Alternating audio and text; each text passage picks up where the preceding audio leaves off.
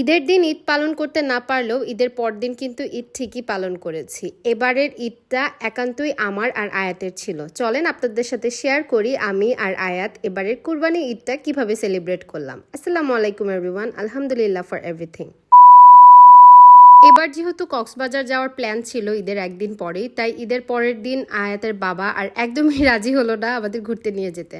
তো আয়াতকে নিয়ে আমি প্ল্যান করলাম যে একটু সাজুগুজু করে ছবি টবি তুলবো, এই আর কি। মানে ঈদ তো মোটামুটি ঘোরাফেরা বলতে গিয়েছিলাম শুধুমাত্র জবাদের বাসায়, আর তেমন কিছুই না।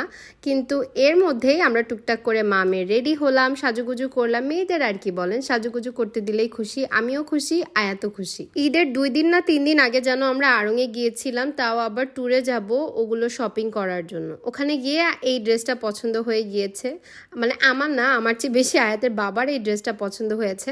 পরে এটা কিনে নিয়েছিলাম যাতে ঈদের পরদিনও পরতে পারে। আমি না জুতার প্রতি খুবই অবসেসড, মানে আমার জামা যেমন তেমন জুতা খুব সুন্দর হওয়া চাই। তাই মা মেয়ের সুন্দর দেখে 2 জোড়া জুতা বের করে নিলাম, এটাই আজকে পরবো। আর এই যে আমার জন্য বের করে নিলাম একটা ঘড়ি, আর আয়াত ম্যাডামের জন্য বের করে নিব এক জোড়া চুড়ি। আজকের মেন উদ্দেশ্য ছিল ঈদ উপলক্ষে মা মেয়ে কিছু ছবি তুলবো।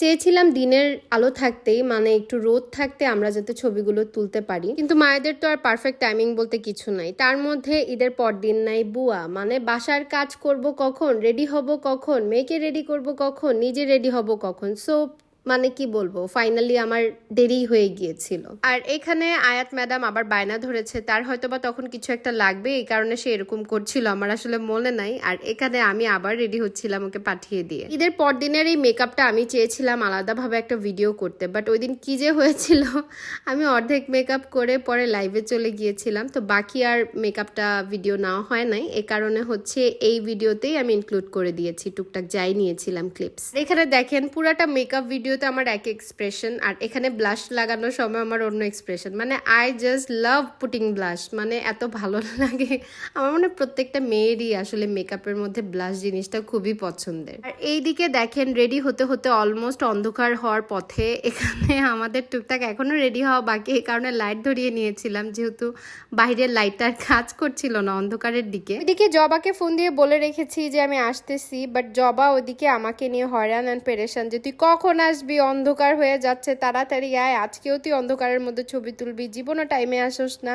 এদিকে জবাও আসলে এক জায়গায় গিয়েছিল, ও আমার আগে চলে এসেছে, কিন্তু আমি বাসা থেকে বের হইতে পারি নাই। এখানে আমি মালা পরার পরে আয়াত বায়না করছে, আমার মালা কোথায়, তুমি মালা পরেছো, আমার মালা কোথায়। তো আমারই আরেকটা মালা ছিল পার্লের, তো আমি ওইটাই পরিয়ে দিয়েছি আয়াতকে। আপনারা প্লিজ সবাই মাশাল্লাহ বলতে একদমই ভুলবেন না, আমার বেবির জন্য সবাই অনেক দোয়া করবেন। আর এখানে last but not the least, মা মেয়ে দুইজনে জুতা পরে নিলাম। এই তো এখন আমরা রেডি, ফাইনালি আমরা এখন যাওয়ার উদ্দেশ্যে, মানে জবার বাসায় যাওয়ার উদ্দেশ্যে রওনা হব। জবাই আসলে আমাকে আজকে ছবি তুলে দিবে ওর ছাদে। এখানে আমাকে আর আয়াতকে নামিয়ে দিয়ে আয়াতের বাবা বাসায় চলে গিয়েছে। আয়াতের বাবার আজকে কোনো পার্টিসিপেশন নাই, আমি আর আয়াতই ছবি তুলবো। আর আমার হাতে 2টা ব্যাগ, কারণ গোল্ডেন কালার ব্যাগটা দিয়ে আমি ছবি তুলবো, আর অ্যাশ কালারের ব্যাগের মধ্যে আমার 2টা মোবাইল ছিল, কারণ ওই 2টা মোবাইল অ্যাকচুয়ালি গোল্ডেন কালার ব্যাগে আটবে না, তাই আর কি 2টা ব্যাগ নিয়েছিলাম। এদিকে আবার আয়াতের ক্লিপগুলো খুলে ফেলেছে, কারণ তার ক্লিপের মধ্যে লাইট জ্বলছিল, সে সেটা দেখার জন্য মানে তার চুলই খুলে ফেলেছে। পরে আর কি এটা আমি টুইস্ট করে আবার বেঁধে দিয়েছিলাম। ক্লিপ নিয়ে সে খেলবে। এখন আমি ক্লিপটা কেন চুলে বাঁধলাম, এই দেখেন সে রাগ করে বসে আছে, আর আমি টানাটানি করছিলাম, সে ছবি তুলবে না আমার সাথে, সে রাগ করেছে আমার সাথে। তাই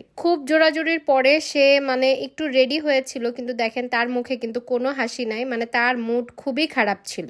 ম্যাডামের মুড তো আর ভালো হচ্ছিল না, কি আর করার, তাই একাই আমি কতগুলা ছবি তুলে নিলাম, মানে জবা আমাকে তুলে দিচ্ছিল আর কি। সব তো ঠিকই ছিল, কিন্তু সমস্যা একটাই ছিল, সেটা প্রপার লাইট ছিল না, মানে যাই তুলছিলাম খুবই অন্ধকার আসছিল। মজার ব্যাপার এই সাইডে তাকানোর পরে দেখি প্লেন একটা উড়ে যাচ্ছে, মানে আমাদের বাসার কাছাকাছি এয়ারপোর্ট হওয়াতে প্লেনের টেক অফ আর ল্যান্ডিংটা একদম ক্লিয়ারলি দেখা যায়। এইদিকে দেখেন আমার মেয়ের অবস্থা, সে আবার তার ক্লিপটা খুলে ফেলেছে। এখন আর আমি কিছু বলি নাই, এই যে আমার পিছনেই এসে ঝুপটি মেরে বসেছিল, পরে আমি আবার লাগিয়ে দিয়েছিলাম। জবা তখন বলতেছিল বাবা মাকে একটু ছবি তুলতে দাও, পরে বললাম যে ও থাকুক, সমস্যা নাই, তাকে আবার কিছু বললে সে আবার রাগ করবে, সো ওই প্রসিডিওরে আর না যায়। আর এই যে আন্টিরা ছাদে ডেইলি প্রত্যেক দিন হাঁটতে আসে বিকাল হলে, আর ছাদে গাছে পানি দেয়, মানে এই জিনিসটাও মজার, 2জন একসাথে হাঁটে। পিক পিকচার্স তো তুলতে ভালোই লাগছিল, কিন্তু প্রবলেম হচ্ছিল যে মানে লাইট একদম চলে গিয়েছিল। কি আর করার, ইচ্ছা থাকলে উপায় নেই। আর এখানে আয়রাও ঘুম থেকে উঠে গিয়েছে, ভাইয়া ফোন দিয়েছে, আর আমরা এখন চলে যাব আমার বান্ধবীর বাসায়। এই যে জবা বান্ধবী, ইনি কিন্তু আমার ফটোগ্রাফার। ওই যে দেখেন দূর থেকে কি দেখা যাচ্ছে, এয়ারপোর্টের নতুন যে 3rd টার্মিনালটা, এখান থেকে ক্লিয়ারলি দেখা যাচ্ছিল। যে জবা বান্ধবীর বাসায় চলে এসেছি, সে জিজ্ঞেস করলো কি খাবা, আমি বললাম ভাত খাবো, কারণ আমি দুপুরে ভাত না খেয়েই চলে গিয়েছিলাম তাড়াহুড়া করে। এরপরে সে খুবই সুইটলি আমার জন্য বেগুন ভাজি করলো, আর সে যেহেতু জানে আমার ডিম পছন্দ, এই জন্য আমার জন্য একটা ডিম ভাজি করলো। সাথে ছিল গরুর মাংস, কারণ কুরবানির ঈদ গিয়েছে গতকালকে। আর ছিল কি জানো, হ্যাঁ, কলিজা। গরম ভাতের সাথে গরম গরম বেগুন ভাজি, সাথে ডিম ভাজা, সাথে গরুর মাংস আর কলিজা, কি আর লাগে রে ভাই। আর এই দেখেন আয়াতের অবস্থা, মানে আয়াতকে মনে হয় এগুলো আমি জোর করে পরিয়ে রেখেছিলাম, পরে এগুলো খুলে আমি আবার ড্রেস নিয়ে এসেছিলাম, ওগুলো চেঞ্জ করে দিয়েছি। এখানে জাতির ভাইও চলে এসেছে তার বউকে দেওয়ার জন্য, আর এখানে তার বোন তাকে গরম গরম চা বানিয়ে দিয়েছে খাওয়ার জন্য। আর এখানে ভাইয়া বলতেছিল যে আম খাবি কিনা, ফ্রেশ আম আছে। আর ওখানে আয়রা দেখেন চা খাওয়ার জন্য কিরকম করতেছিল, মানে সে চা খাবে। ভালো খান একটাও খায় না এই দুনিয়ার। বাই দ্য ওয়ে, রসগোল্লাকে কিন্তু খুবই মিস করছি, এতে পরীক্ষার কারণে দেখতে যেতে পারছি না, খুবই শীঘ্রই যাব। তো এরপরে চলে গিয়েছিলাম আমার ননদের বাসায়, মানে সুরবিয়া শুভর সাথে দেখা করার জন্য। আর ওখানে তারপরে আমরা যাওয়ার পরে এসেছিল হিমু, জুনায়েদ।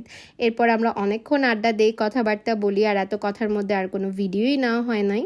বাসায় এসে আমাকে প্রীতি সুন্দর করে 2 হাতে মেহেদি দিয়ে দিয়েছিল ঈদ উপলক্ষে। আমি আগের দিন দেই নাই, কারণ হচ্ছে কাজ টাজ করলে মেহেদির কালার একদমই থাকে না, তাই এর পরের দিনই দিয়েছিলাম। তো ছিল আমাদের কুরবানি ঈদ সেলিব্রেশন, আমার আর আয়াতের এই কুরবানি ঈদ সেলিব্রেশনের ছোট্ট ব্লগটা আপনাদের কাছে কেমন লেগেছে আমাকে অবশ্যই কমেন্ট করে জানাবেন। থ্যাঙ্কস ফর ওয়াচিং, আল্লাহ হাফেজ।